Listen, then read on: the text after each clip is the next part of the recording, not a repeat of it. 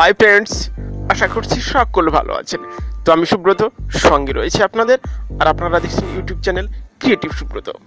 তো বন্ধুরা, এই ভিডিওটি সম্পূর্ণ দেখার পর যদি ভালো লেগে থাকে তাহলে একটি লাইক কিন্তু আশা করছি, আর কমেন্টের মাধ্যমে আপনাদের মতামত অবশ্যই জানাতেও পারেন।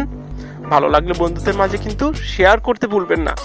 আর যে সমস্ত বন্ধু আমার চ্যানেলটি নতুন দেখছেন তাদের বলবো আমার চ্যানেলের অন্যান্য ভিডিওগুলি একটিবার হলেও দেখে নিতে পারেন।